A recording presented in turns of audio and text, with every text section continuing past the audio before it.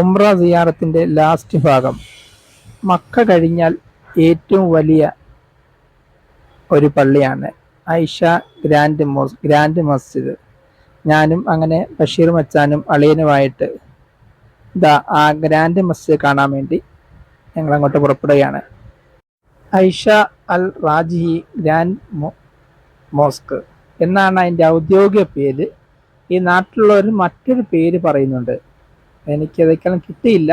ഈ പേരാണ് ഞാൻ നോക്കിയപ്പോൾ കണ്ടത്.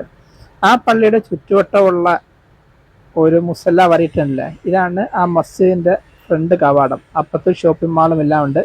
ഞാനും അങ്ങനെ ഞങ്ങളുടെ ബഷീർ മച്ചാനുമായിട്ട് ആ പള്ളിക്കകത്തേക്ക് കയറിയാണ്. നമ്മുടെ അളിയൻ അലിസാദാഫ് ആദ്യം തന്നെ കയറിപ്പോയി. ഇതാണ് ആ പള്ളിയുടെ എൻട്രൻസ്.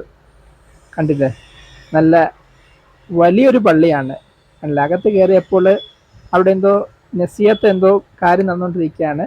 അല്ല, കുറച്ച് പേരൊക്കെ അവിടെ മുസല്ലയിൽ ഇരിപ്പുണ്ട്. ആ പള്ളിയുടെ ആ ഒരു ഫർണീഷും വർക്കിങ്ങും മിനാരും എല്ലാം കണ്ടില്ലേ, നല്ല രസമാണ്.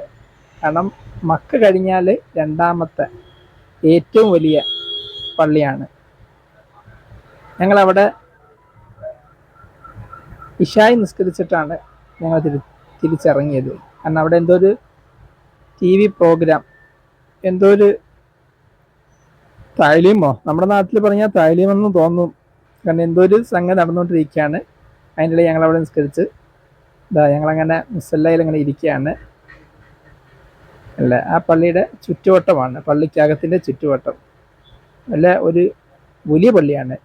നിസ്കാരം എല്ലാം കഴിഞ്ഞ് ഞങ്ങൾ ആ വെള്ളോട്ട് ഇറങ്ങി വരികയാണ്. കണ്ടില്ലേ, രാത്രി സമയം ആ ഷോപ്പിംഗ് മാളും ധാരാളം സന്ദർശകർ വന്നുകൊണ്ടിരിക്കുന്ന ഒരു പള്ളിയാണ്. കണ്ട പള്ളിയുടെ മിനാരവും ആ തൊട്ട് ഫ്രണ്ടിലെ ഷോപ്പിംഗ് മാളും. ഇത് ഇന്തോനേഷ്യക്കാരാന്ന് തോന്നുന്നു, അവർ ഗ്രൂപ്പ് ഫോട്ടോ എടുക്കുകയാണ്. അതുപോലെ തന്നെ ഒരു നല്ലൊരു പാർക്കിംഗ് മോഡലാണ് അല്ലേ, ആ ലൈറ്റും എല്ലാം സംഗതി കണ്ടാൽ നല്ല രസമാണ്. ഞങ്ങൾ കുറച്ചധിക സമയം അവിടെ ചിലവഴിച്ചു. കാരണം ആ പള്ളിയും ആ പള്ളിയുടെ പരിസരവും ആ മുറ്റവും ആ ലൈറ്റും ആ എല്ലാ ഡെക്കറേഷനും നല്ല രസമാണ്. അതുപോലെ ഈത്തപ്പന തോട്ടം ധാരാളം, അതുപോലെ ധാരാളം വാഹനം പാർക്ക് ചെയ്ത ഒരു സ്ഥലം ഞങ്ങൾ കണ്ടു.